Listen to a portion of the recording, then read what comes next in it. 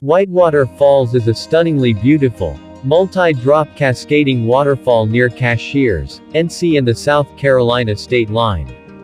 It's a gorgeous waterfall, and well worth the half-mile, round-trip, hike to view a 400-plus foot cascade. The hike trails a short, paved stretch of the foothills trail through a wildflower-filled forest, and catches some stunning views of Lake Jocassee nestled in the rolling surrounding mountains. Mid-hike, the trail scores its first views of the upper waterfall before descending a set of wooden stairs to catch a closer, wider view of the waterfall. It's a relatively easy, short and family-friendly hike. And the picnic area near the trailhead makes a great post-hike snack spot set in a rocky, shady forest. The waterfall holds a sometimes disputed claim as the highest waterfall east of the Rockies.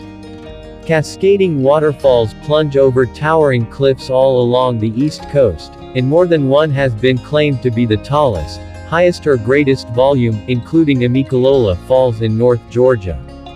Regardless, this waterfall is undisputedly worth a visit, and undeniably beautiful. The hike departs the trailhead and parking area off NC 28, following the paved foothills trail northbound from the picnic area. Views open immediately to the east from the trailhead, where the rounded, rolling southern Appalachian Mountains stretch far into the horizon. The trail climbs elevation, meandering as it rises beside a tall rock outcrop on the trail's left. Wildflowers thrive in warmer months in this sun-dappled, lush, green forest. Scattered benches line the trail as it curves, meanders and climbs, offering great resting spots to enjoy the increasingly more beautiful view. South Carolina's Lake Jocassee is visible as the trail gains elevation and approaches the falls. The waterfall's rushing roar amplifies louder as the trail continues its climb. The hike catches its first views of Whitewater Falls at 0.25 mile, as the upper falls tumble in a series of wispy white cascades over a blocky, boulder-riddled cliff.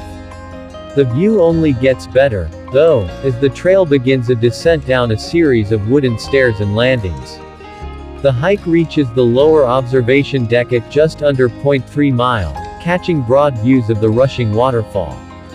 From the base of the stairs, an unpaved trail provides access to the 76-mile foothills trail, descending along the river to lower Whitewater Falls in South Carolina.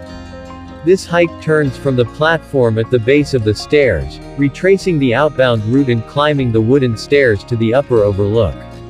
The hike catches one last view of the waterfall at the upper overlook before descending to the trailhead, completing the adventure at just under 0.6 mile. Always leave no trace, pack out everything you pack in, and if you see trash, pick it up and pack it out. Stay on the marked trail, tell someone where you're going, pack safety and wayfinding essentials, and don't rely on a mobile phone to find your way. Please always practice good trail etiquette.